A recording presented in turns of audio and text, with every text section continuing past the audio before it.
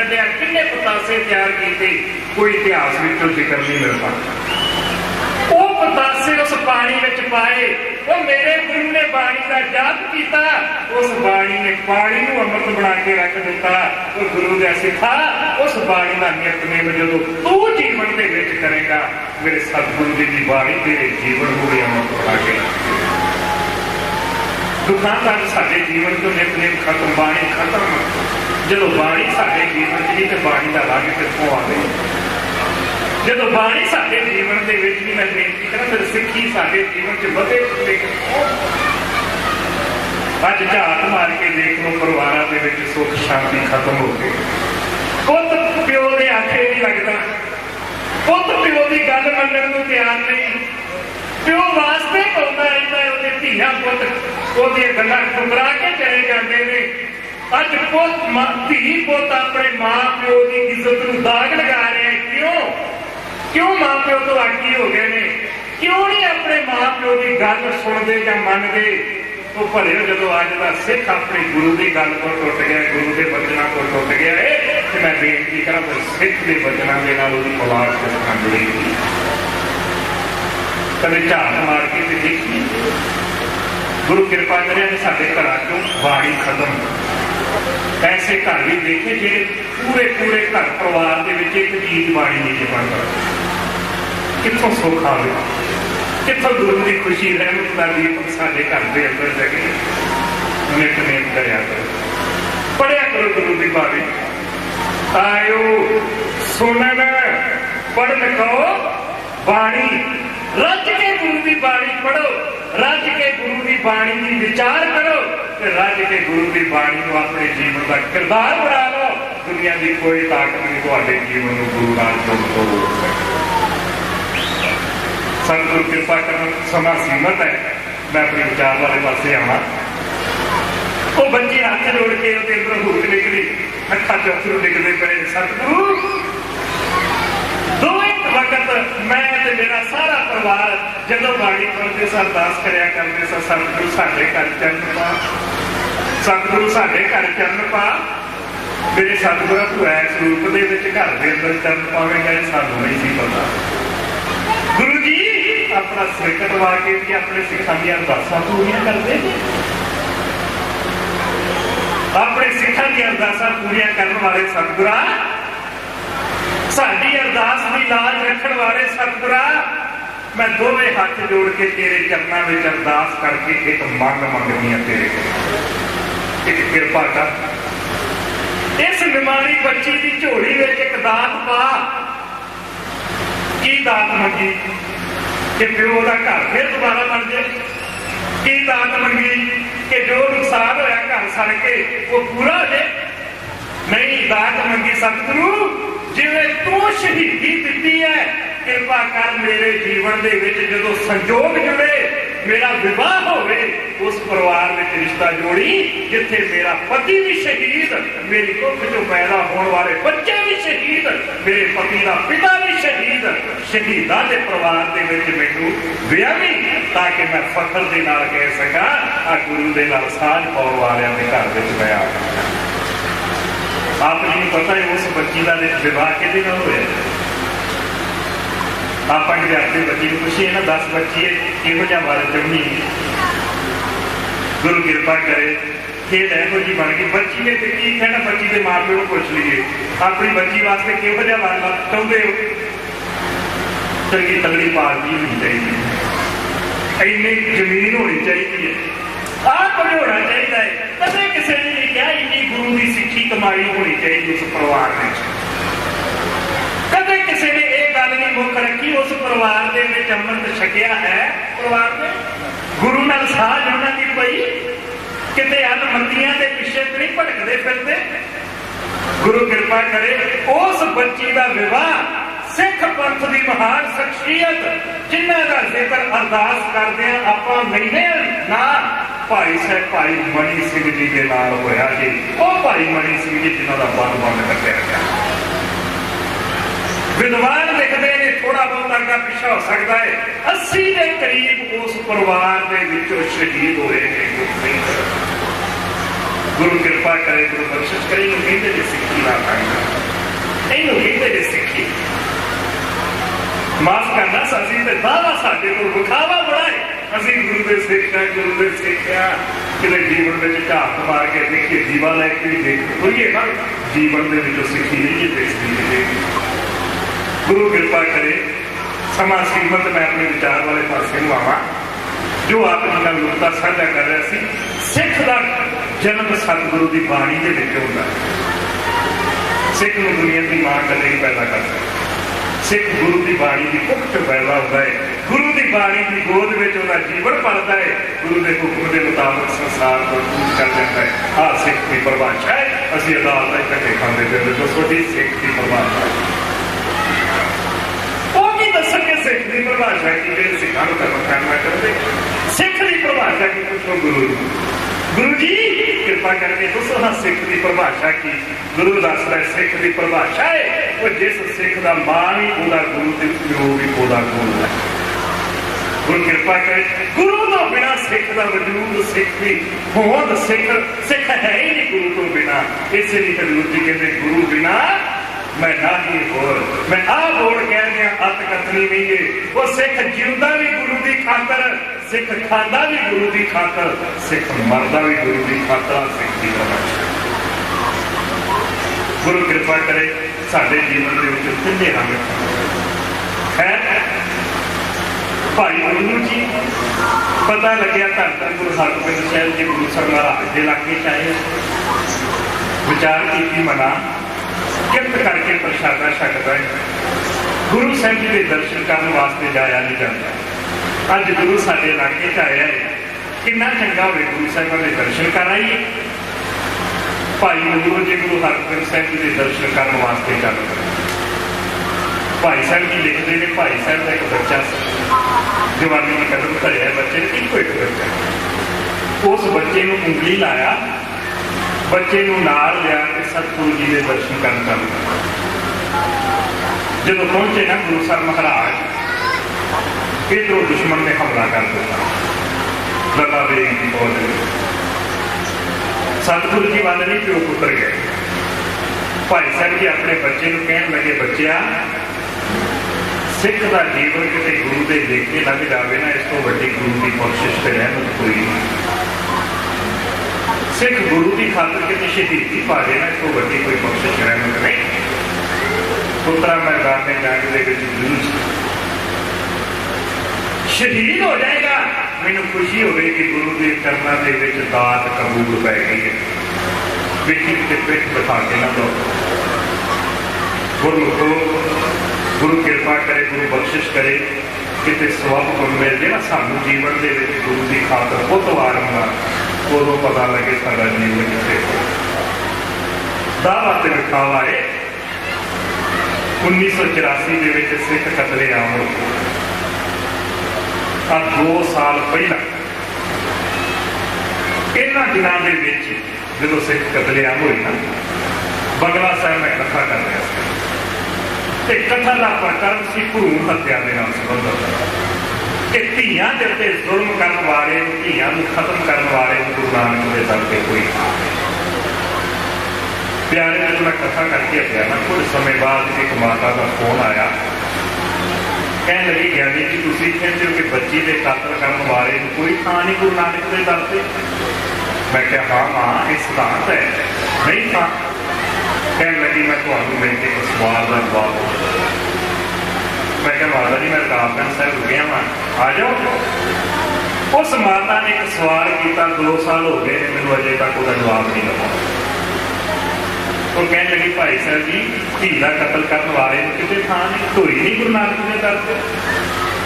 ਮੈਂ ਕਿਹਾ ਮਾਂ ਅੱਜ ਵੀ ਜਦੋਂ ਖੰਡੇ ਬਾਟੇ ਦੀ ਪਾਹੁਲ ਛਕਾਈ ਜਾਂਦੀ ਹੈ ਨਾ, 5 ਪਿਆਰੇ ਰਹਿਤ ਮਰਿਆਦਾ ਦ੍ਰਿੜ ਕਰਵਾਉਂਦਿਆਂ ਇੱਕ ਬਚਨ ਕਹਿੰਦੇ ਕਿ ਸਿੱਖਰ ਮਰਿਆਦਾ ਕੀ ਕੁੜੀ ਮਾਂ ਨਾਲ ਕਿਸੇ ਤਰ੍ਹਾਂ ਦਾ ਸੰਬੰਧ ਨਹੀਂ, ਕੋਈ ਵਰਤੋਂ ਵਿਆਹ ਕੁੜੀ ਮਾਂ। ਮੈਂ ਕਿਹਾ ਪੰਥ ਵਿਧਾਨ ਹੈ, ਉਹਨੂੰ ਕੋਈ ਥਾਂ ਨਹੀਂ ਗੁਰੂ ਨਾਨਕ ਦੇ ਦਰ ਤੇ।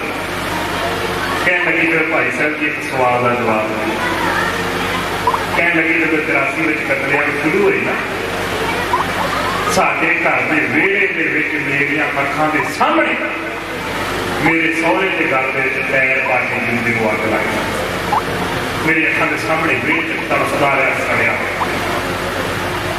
मेरे सहुरे को बचाने की, प्यो को बचाने मेरा पति गया, वो सिर मथे में सरिया मार के आर पार कर दिता। वो भी धरती से तड़फन लग गया।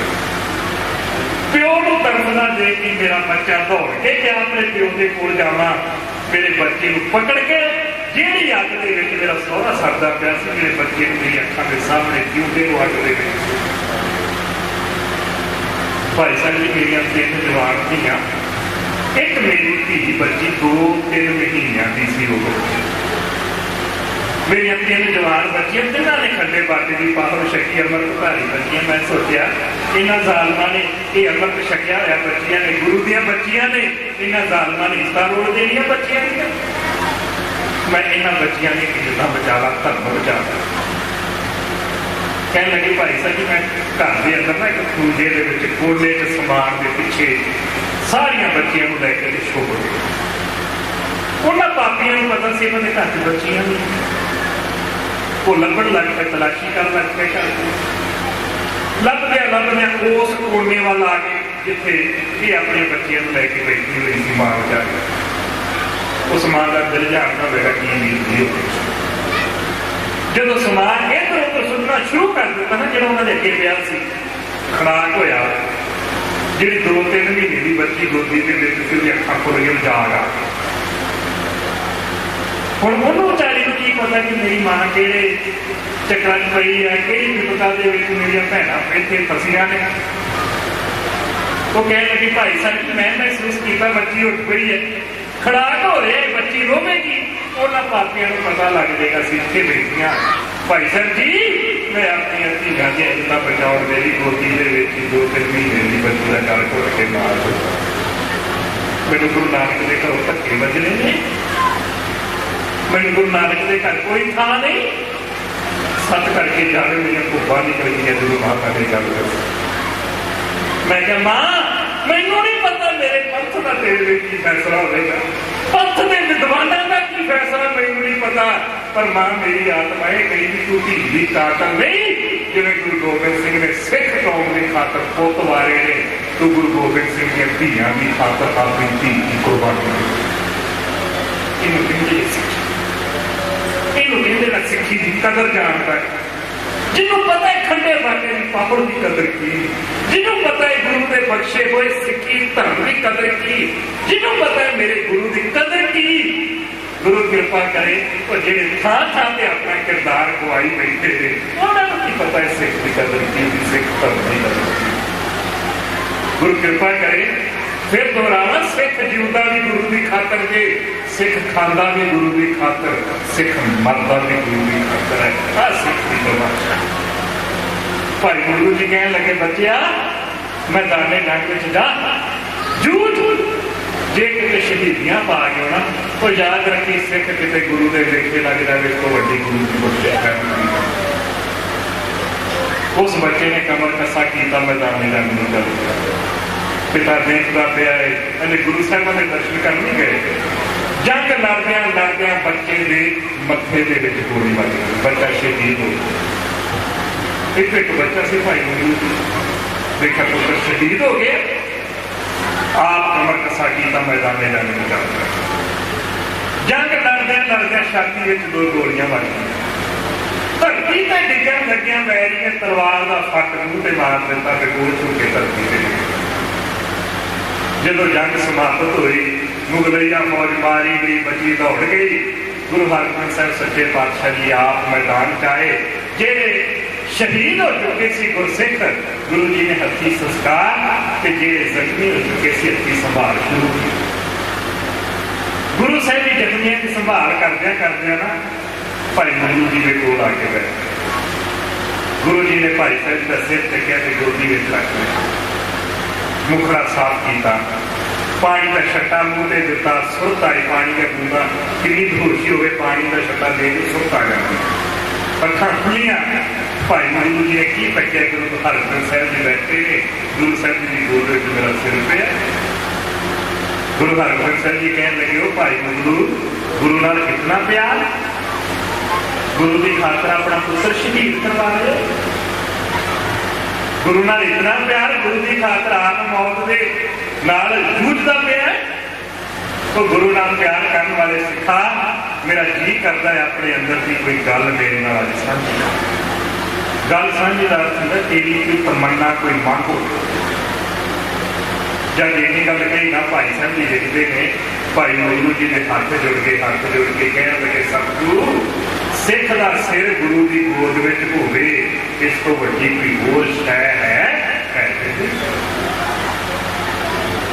सिख का सिर गुरु की गोद में होवे, सिख का जीवन गुरु की गोद में होवे, मैं बेनती करा दुनिया के कोई इस तो होर चीज की शै नहीं है। सिख का जीवन गुरु को टुटिया होया होवे, मैं बेनती करा दुनिया के इस तो वड्डी होर कोई खुआरी नहीं है।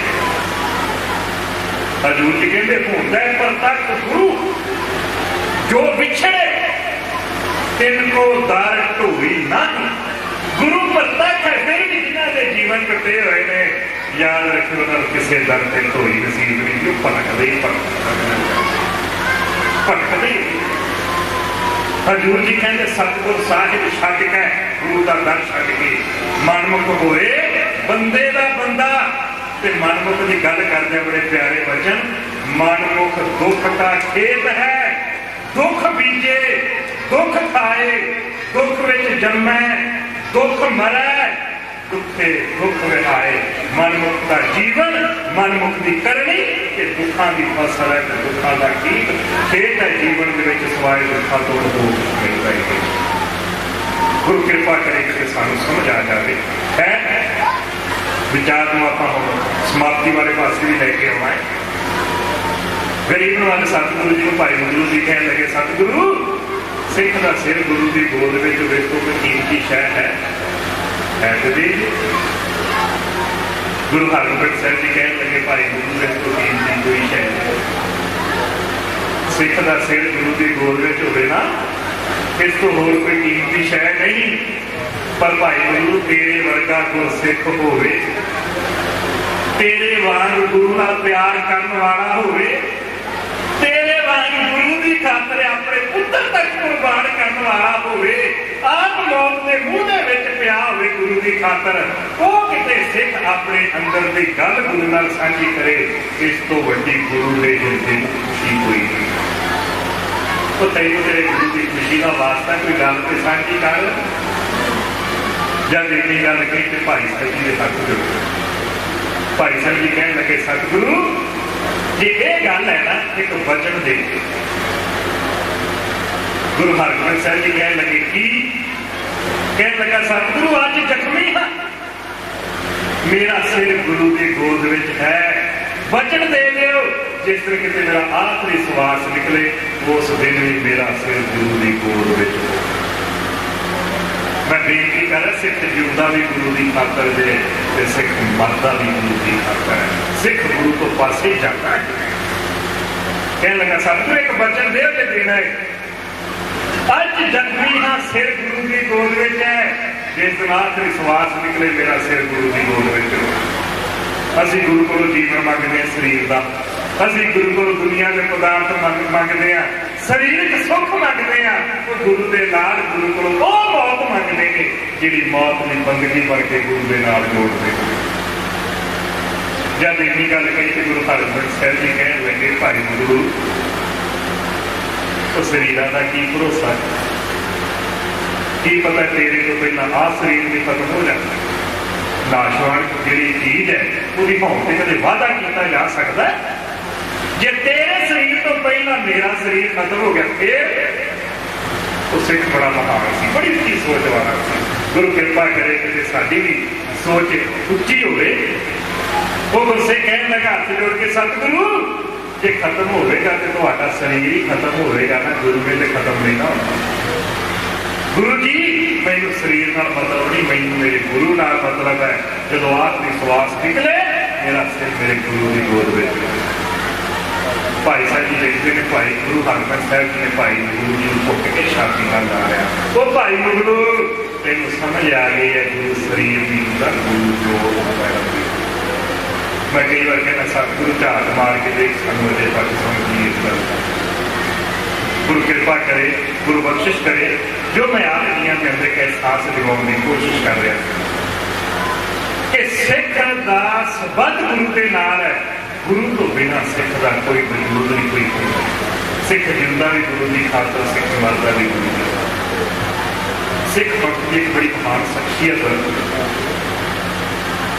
जिन्होंने बाबा कौम कह के नवाजा गया कौम वालों।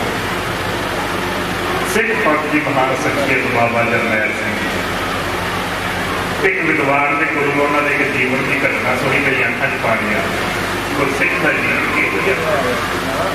मैं कई बार कहना ना कोई अपने नाम के अगे डिग्रियां लाने वाले हो किसी उस महान महापुरुष के जीवन के ऐस गुण जीवन में चपला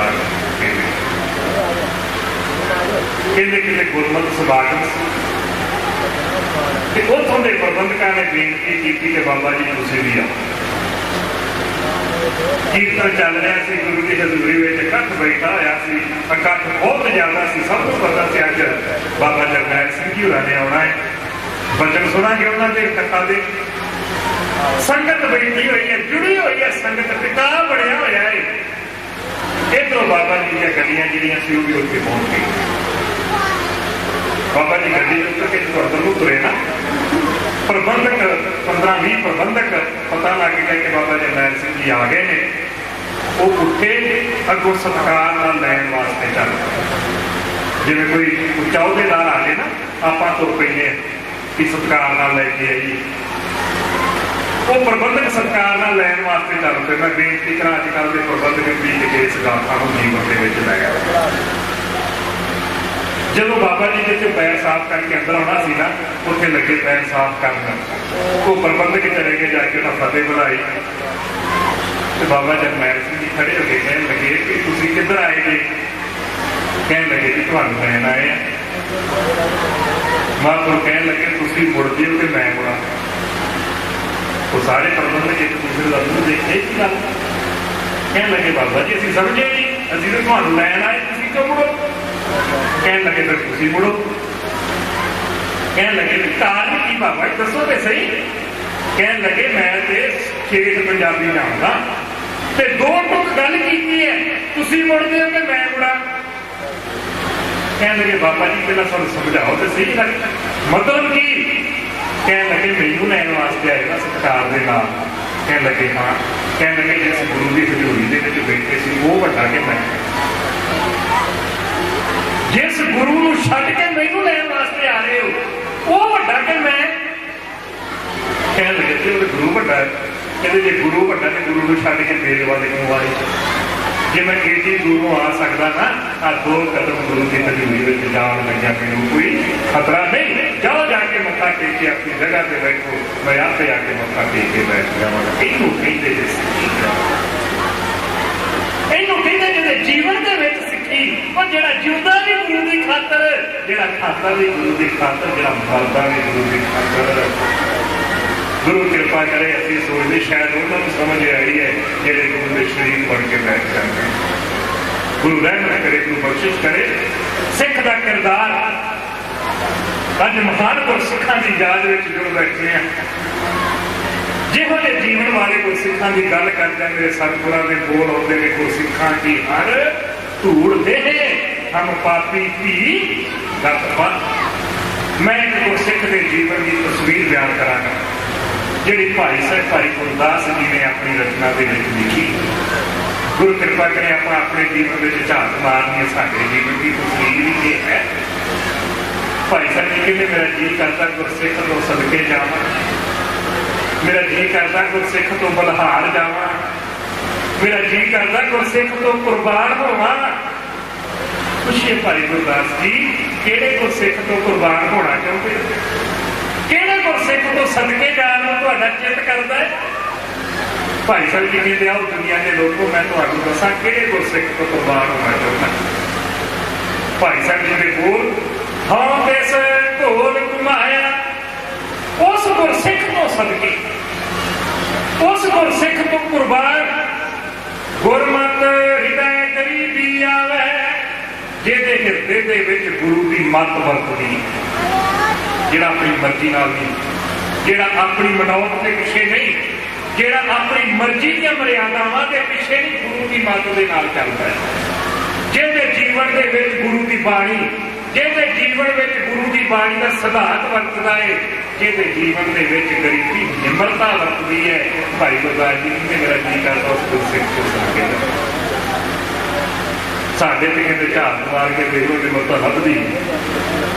ਸਿੱਖ ਪੰਥ ਦੀ ਮਹਾਨ ਸ਼ਖਸੀਅਤ ਹੋਏ, ਅੱਧੀ ਸਰਕਾਰ ਲੋਕ ਜਿਨ੍ਹਾਂ ਨੂੰ ਸਿੱਖੀ ਦਾ ਥੰਮ ਵੀ ਕਿਹਾ ਗਿਆ, ਗੁਰੂ ਸਾਹਿਬਾਂ ਨੇ ਆਪਣੀ ਰਸਨਾ ਨਾਲ ਜਿਨ੍ਹਾਂ ਨੂੰ ਸਿੱਖੀ ਦਾ ਥੰਮ ਕਿਹਾ, ਅੱਧੀ ਸਰਕਾਰ ਲੋਕ ਬਾਬਾ ਬੁੱਢਾ ਸਾਹਿਬ, ਧੰਨ ਧੰਨ ਸ੍ਰੀ ਗੁਰੂ ਗ੍ਰੰਥ ਸਾਹਿਬ ਸੱਚੇ ਪਾਤਸ਼ਾਹ ਜੀ ਦੇ ਹਜ਼ੂਰੀ ਮੁੱਖ ਸੇਵਾਦਾਰ ਜਿਨ੍ਹਾਂ ਨੂੰ ਹੋਣ ਦਾ ਸਤਿਗੁਰੂ ਜੀ ਨੇ ਮਾਣ ਦਿੱਤਾ, ਉਹ ਬਾਬਾ ਬੁੱਢਾ ਸਾਹਿਬ ਜੀ ਜਿਨ੍ਹਾਂ ਨੂੰ ਗੁਰੂ ਸਾਹਿਬ ਜੀ ਦੀ ਸਰਕਾਰ ਨਾਲ ਬਾਬਾ ਜੀ ਕਹਿੰਦੇ, ਜਿਨ੍ਹਾਂ ਦੀ ਗੁਰੂ ਨਾਨਕ ਸਾਹਿਬ ਜੀ ਤੋਂ ਲੈ ਕੇ ਗੁਰੂ ਹਰਗੋਬਿੰਦ ਸਾਹਿਬ ਜੀ ਤੱਕ ਗੁਰੂ ਨਾਲ ਨਿਭੀ। ਮੈਂ ਉਸ ਮਹਾਨ ਸ਼ਖਸੀਅਤ ਸਰਕਾਰ ਦੇ ਬਾਬਾ ਬੁੱਢਾ ਸਾਹਿਬ ਜੀ ਦਾ ਜੀਵਨ ਪੜ੍ਹ ਰਿਹਾ ਸੀ।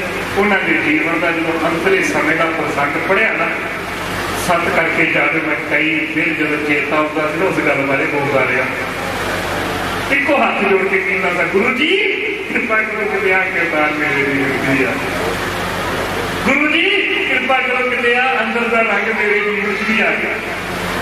ਮੈਂ ਪੜ੍ਹਿਆ ਲਿਖਦਾ ਵਿਦਵਾਨ ਕਹਿੰਦਾ ਬਾਬਾ ਜੀ ਦਾ ਅੰਤਲਾ ਸਮਾਂ ਤੇ ਬਾਬਾ ਜੀ ਬੈਠੇ ਹੋਏ, ਧੰਨ ਧੰਨ ਗੁਰੂ ਹਰਗੋਬਿੰਦ ਸਾਹਿਬ ਸੱਚੇ ਪਾਤਸ਼ਾਹ ਦੀਨ ਦੁਨੀ ਦੇ ਮਾਲਕ ਆ ਕੇ ਖੜੇ, ਰੱਬੀ ਜੀ ਗੁਰੂ ਨਾਨਕ ਸਾਹਿਬ ਜੀ ਦਾ ਰੂਪ ਗੁਰੂ ਹਰਗੋਬਿੰਦ ਸਾਹਿਬ ਜੀ ਖੜੇ। ਗੁਰੂ ਹਰਗੋਬਿੰਦ ਸਾਹਿਬ ਜੀ ਨੇ ਇੱਕ ਵਚਨ ਕੀਤਾ, ਸਤਿਗੁਰੂ ਜੀ ਕਹਿਣ ਲੱਗੇ, ਬਾਬਾ ਜੀ ਤੁਹਾਡੇ ਵਰਗਾ ਮਹਾਨ ਗੁਰਸਿੱਖ ਲੱਭਣਾ ਬੜਾ ਮੁਸ਼ਕਿਲ। ਬਾਬਾ ਜੀ ਤੁਹਾਡੀ ਗੁਰੂ ਨਾਨਕ ਸਾਹਿਬ ਜੀ ਦੇ ਵਕਤ ਤੋਂ ਗੁਰੂ ਨਾਲ ਨਿਭੀ ਆਈ ਹੈ। ਬਾਬਾ ਜੀ ਤੁਹਾਡੇ ਕਿਰਦਾਰ, ਤੁਹਾਡੇ ਜੀਵਨ ਦੇ ਵਿੱਚੋਂ ਗੁਰੂ ਦੇ ਸਿਧਾਂਤ ਦੀ ਝਲਕ ਪੈਂਦੀ, ਸਿੱਖੀ ਦਾ ਸਮਝਦੇ। ਬਾਬਾ ਜੀ ਤੁਹਾਡੇ ਵਰਗਾ ਮਹਾਨ ਗੁਰਸਿੱਖ, ਬਾਬਾ ਜੀ ਤੁਹਾਡੇ ਵਰਗੀ ਉੱਚੀ ਅਵਸਥਾ ਦਾ ਮਾਲਕ ਗੁਰਸਿੱਖ, ਦੁਨੀਆ ਦੇ ਕਰੋੜਾਂ ਉੱਚੀ ਅਵਸਥਾ ਦੇ ਮਾਲਕ ਇਕੱਠੇ ਕਰ ਲਓ, ਬਾਬਾ ਬੁੱਢਾ ਸਾਹਿਬ ਜੀ ਵਰਗੀ ਪਵਿੱਤਰ ਅਵਸਥਾ ਦਾ ਮਾਲਕ ਨਹੀਂ। ਬਾਬਾ ਜੀ ਉੱਚੀ ਅਵਸਥਾ ਦੇ ਮਾਲਕ, ਬਾਬਾ ਜੀ ਤੁਹਾਡੇ ਵਰਗਾ ਮਹਾਨ ਗੁਰਸਿੱਖ ਜਦੋਂ ਸੰਸਾਰ ਤੋਂ ਜਾਂਦਾ ਹੈ, ਉਹਦੇ ਅੰਦਰ ਕੀ ਰੰਗ ਹੁੰਦਾ ਸਾਨੂੰ ਪਤਾ ਲੱਗਣਾ ਚਾਹੀਦਾ। ਆਪਣੀ ਅਵਸਥਾ ਨਾਲ ਬੋਲੋ, ਵਚਨ ਬੋਲ ਕੇ ਦੱਸੋ ਇਸ ਵਕਤ ਤੁਹਾਡੇ ਅੰਦਰ ਕੀ ਵਿਚਾਰ ਚੱਲ ਰਹੇ, ਪਤਾ ਲੱਗੇ ਦੁਨੀਆ ਦੇ ਲੋਕਾਂ ਨੂੰ। ਮਹਾਨ ਗੁਰਸਿੱਖ ਜਿਹੜਾ ਹੈ, ਸਿੱਖੀ ਕਮਾ ਕੇ ਜਦੋਂ ਸੰਸਾਰ ਤੋਂ ਜਾਂਦਾ ਹੈ, ਉਹਦੇ ਜੀਵਨ ਦੇ ਅੰਦਰ ਵਿਚਾਰ ਕੀ। ਜਦ ਇੰਨੀ ਗੱਲ ਕਹੀ ਤੇ ਬਾਬਾ ਜੀ ਦੇ ਅੱਖਾਂ 'ਚ ਪਾਣੀ ਆ ਗਿਆ, ਹੱਥ ਜੋੜ ਕੇ ਕਹਿਣ ਲੱਗੇ, ਸਤਿਗੁਰਾਂ ਮੇਰੇ ਕੋਲੋਂ ਮੇਰੇ ਵਿਚਾਰ ਪੁੱਛਦੇ। ਹਾਂ ਬਾਬਾ ਜੀ ਤੁਹਾਡੇ ਅੰਦਰ ਦੀ ਵਿਚਾਰ ਜਾਣਨਾ ਚਾਹੁੰਦੇ। ਸਤਿਗੁਰੂ ਜੇ ਮੇਰੇ ਅੰਦਰ ਦੀ ਵਿਚਾਰ ਪੁੱਛਦੇ ਹੋ ਨਾ, ਇੱਕ ਵਾਰ ਆਪਣੀ ਮੁਬਾਰਕ ਰਸਨਾ ਦੇ ਵਿੱਚੋਂ ਕਹਿ ਦਿਓ, ਜਾਂ ਬੁੱਢਿਆ ਤੇ ਮੁਬਾਰਕ। ਗੁਰੂ ਹਰਗੋਬਿੰਦ ਸਾਹਿਬ ਜੀ ਕਹਿਣ ਲੱਗੇ, ਬਾਬਾ ਜੀ ਤੁਸੀਂ ਗੁਰੂ ਨਾਨਕ ਸਾਹਿਬ ਜੀ ਦੇ ਗੁਰਸਿੱਖ ਨਾਲ ਨਿਭੇ ਹੋ। ਬਾਣੀ ਲਿਖੀ, ਗੁਰੂ ਨਾਨਕ ਜੀ ਸੁਣਿਆ ਪੇਖਿਆ ਸੇ ਫਿਰ ਗਰਭਾਸ ਨਾ ਭਰਿਆ ਰੇ। ਤੁਸੀਂ ਗੁਰੂ ਨਾਨਕ ਸਾਹਿਬ ਜੀ ਨਾਲ ਨਿਭਾਈ ਹੈ ਜੀਵਨ ਦੀ,